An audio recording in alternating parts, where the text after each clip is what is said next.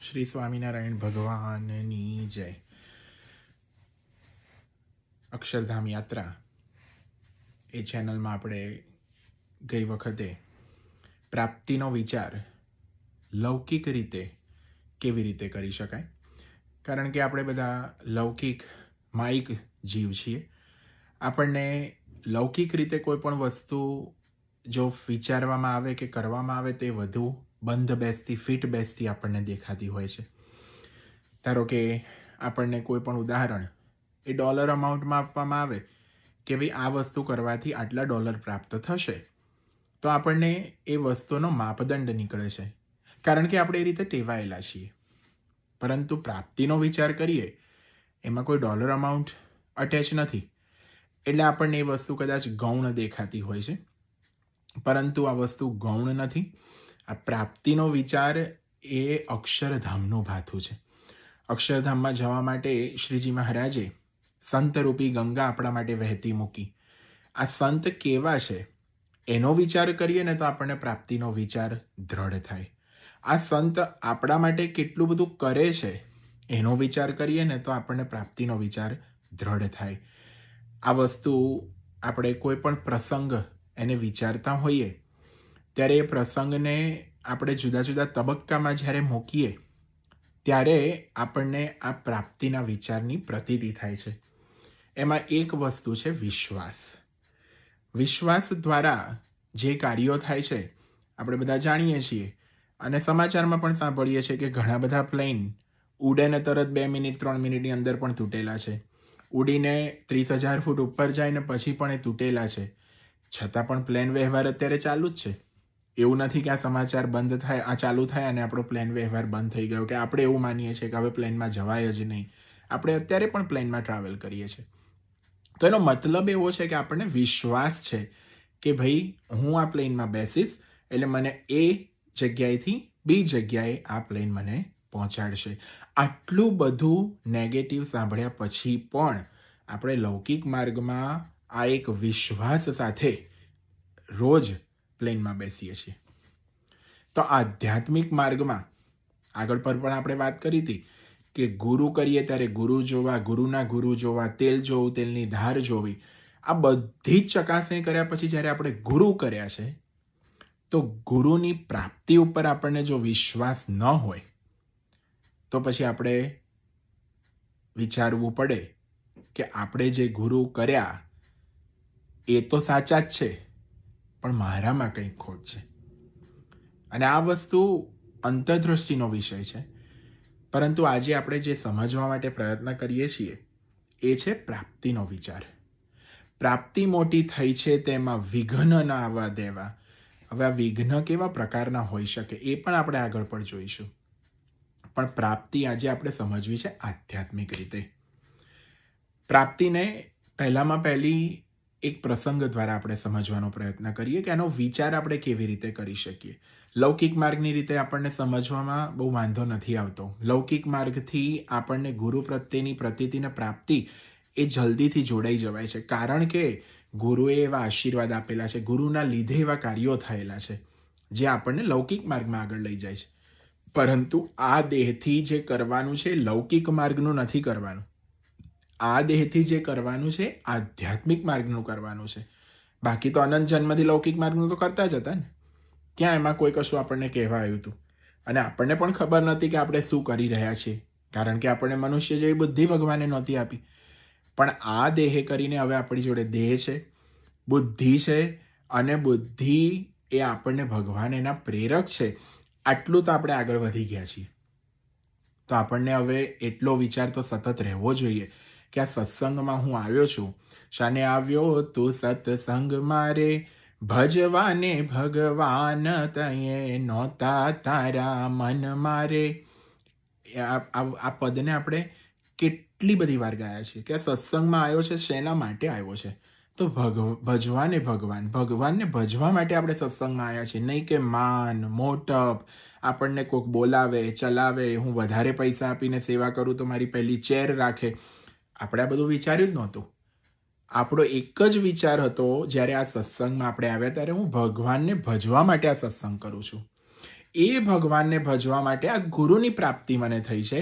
આ ગુરુ દ્વારા જ ભગવાન સુધી પહોંચવાનું એ મારો જે રસ્તો છે એ આ ગુરુ જ મને શેર કરાવશે કે પાર કરાવશે. આ વિચાર સાથે સત્સંગમાં આવ્યા હતા. અને એટલા માટે આ વિચાર રાખીને આપણે પ્રાપ્તિનો વિચાર કરવાનો છે કે ભાઈ હું જે વિચારથી સત્સંગમાં આવ્યો છું એને પુષ્ટિ કરવા માટે પ્રાપ્તિનો વિચાર છે કે જે મારા જીવને ચોખ્ખો કરી, આત્મા રૂપ કરી, અક્ષર રૂપ કરી અને મને પુરુષોત્તમ ભેગો મૂકવાનો છે. એવા ગુરુની મને પ્રાપ્તિ થઈ છે. તો એવા ગુરુના વચનમાં વિશ્વાસ પહેલો મુદ્દો. આપણે આપણા ગુરુ કર્યા પછી એના વચનમાં આપણને વિશ્વાસ હોવો જોઈએ કે ભાઈ આ ગુરુ કેવા છે. આ ગુરુ મને આડા પાટે ચઢાવે એવા નથી. આ ગુરુ મને તેલના કૂવામાં નાખે એવા નથી. આ ગુરુ તો મને ગુલાબની પાંદડીઓ સેજ કરી એના ઉપર ચલાવીને અક્ષરધામમાં લઈ જાય એવા ગુરુ છે. આ વિશ્વાસ આપણા તરફથી હોવો જોઈએ. પછી આપણે ઘણું બધું વાંચન કરીએ છીએ, સત્સંગનું વાંચન કરીએ છીએ, બહારનું વાંચન કરીએ છીએ. તો આપણે આ પ્રાપ્તિને 3 તબક્કામાં વહેંચીને અને પછી આપણે એ પ્રાપ્તિને માણવી જોઈએ. તો એમાં પહેલી વસ્તુ કે પ્રાપ્તિ થઈ છે તો કેવા ગુરુની પ્રાપ્તિ થઈ છે. કોઈ પણ પ્રસંગ હોય એને આપણે વિચારીએ. ધારો કે બાપાનો મોજડીવાળો પ્રસંગ છે કે બાપાને મોજડી અવર સવર થઈ ત્યારે હરિભક્તોને ખબર પડી, સંતોને ખબર પડી કે બાપાને દેખાતું નથી. અને ત્યારે પૂછવામાં આવી ત્યારે બાપાએ કીધું કે આવું તો 4-5 મહિનાથી થાય છે. તો બાપાને જ્યારે પહેલી જ વાર આ મોજડી નહીં દેખાઈ હોય ત્યારે બાપાને એવો વિચાર નહીં આવ્યો હોય કે હું કોકને કહી દઉં. પરંતુ બાપાએ કેવળ ને કેવળ હરિભક્તોનો વિચાર કર્યો. બાપા કે હરિભક્તોના પ્રસંગ, પધરામણીઓ, હરિભક્તોના ઘરે આપણે જવાનું હોય, હરિભક્તોને મળવાનું હોય, આ બધી ગોઠવણ થઈ ગયેલી. જો હું એ વખતે તમને કહું તો તમે પછી મારું વિચરણ સ્થગિત કરી દો અને હું હરિભક્તોને ના મળી શકું. કયા ગુરુ આ લેવલનું વિચારી શકે? એવા ગુરુની મને પ્રાપ્તિ થઈ છે.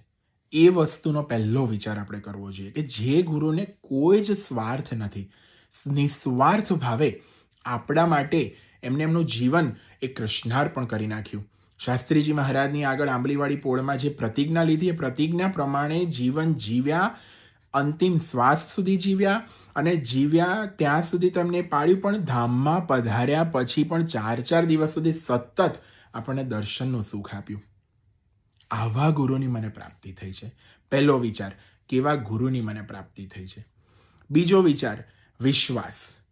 એમને એવો કયો વિશ્વાસ છે આપણા ઉપર? આપણે તો એવા કોઈ લાયકાતવાળા જ નથી કે આપણા પર કોઈ વિશ્વાસ મૂકી શકે.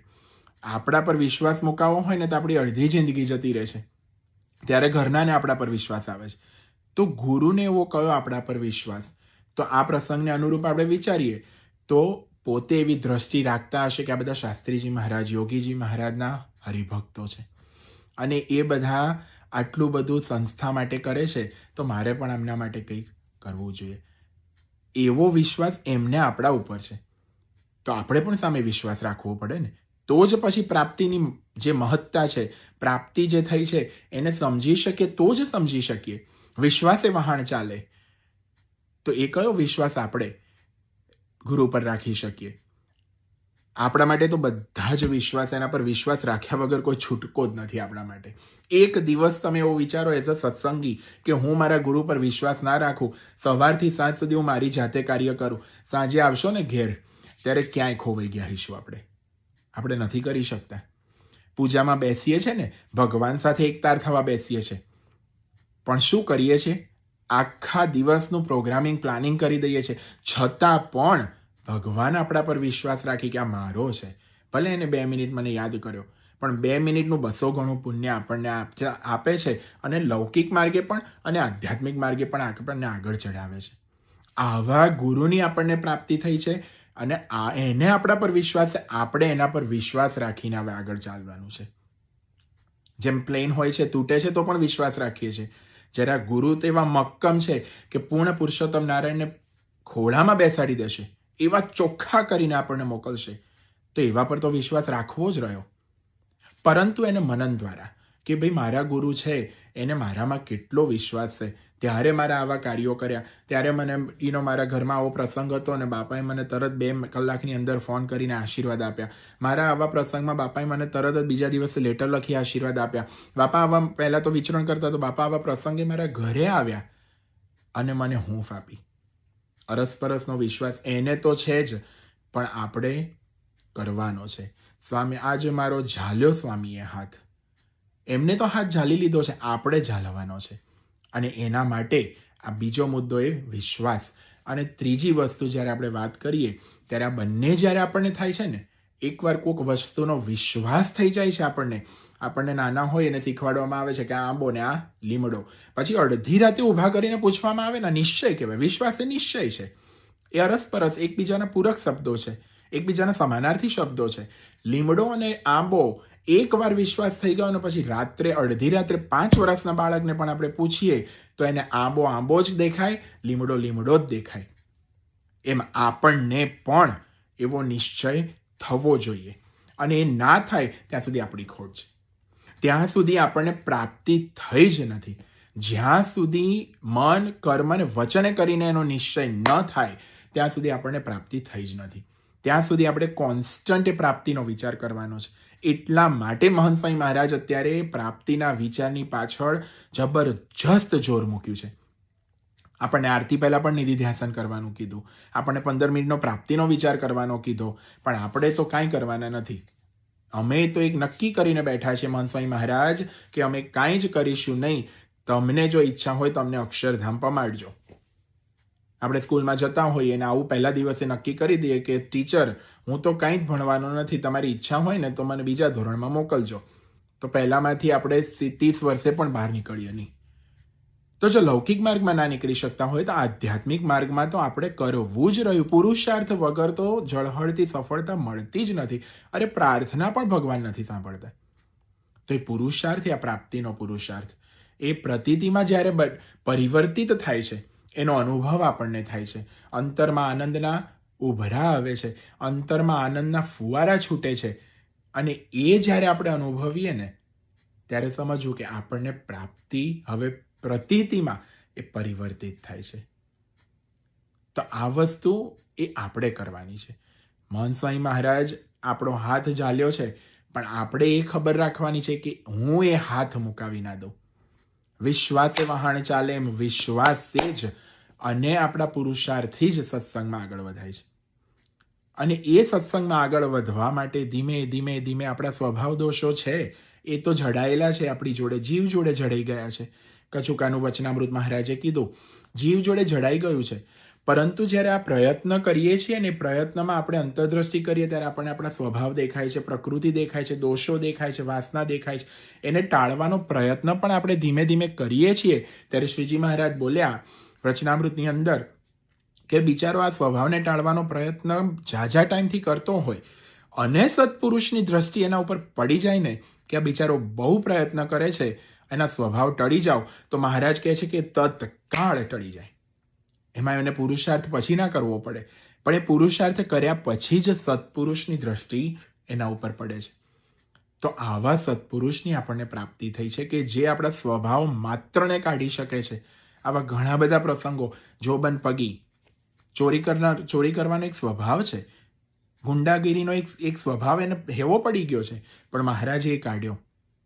પછી ગુણાતીતાનંદ સ્વામીમાં એ વખતે પણ ઘણા બધાના સ્વભાવો ત્યાં આગળ ગુણાતીતાનંદ સ્વામીએ પણ મુકાવેલા છે. ભગતજી મહારાજ, શાસ્ત્રીજી મહારાજ, યોગીજી મહારાજ, પ્રમુખ સ્વામી મહારાજનું જીવન જોઈએ તો આપણને ખ્યાલ આવે કે એવા કેટલા બધાના સ્વભાવ, પ્રકૃતિ, દોષો, વાસનાથી એઓને મુક્ત કરી અને પછી અક્ષરધામની એઓને પ્રાપ્તિ કરાવેલી છે.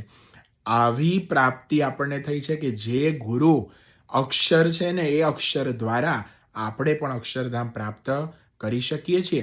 તો આ 2 મુદ્દા કે આપણને કેવા ગુરુની પ્રાપ્તિ થઈ છે, એ પ્રાપ્તિને માણવા માટે કેવા ગુરુ પ્રાપ્ત થયા છે અને એના ઉપર વિશ્વાસ, એ વિશ્વાસ અરસપરસ છે, એને તો આપણા ઉપર મૂકેલો જ છે. આપણે કેવી રીતે વિશ્વાસ કરવો એના પર વિશેષ આપણે વિચાર કરીએ, મનન કરીએ, નિધિધ્યાસન કરીએ અને મહંત સ્વામી મહારાજની આજ્ઞા પ્રમાણે 15 મિનિટ એવા પ્રસંગોનું પાન કરીએ.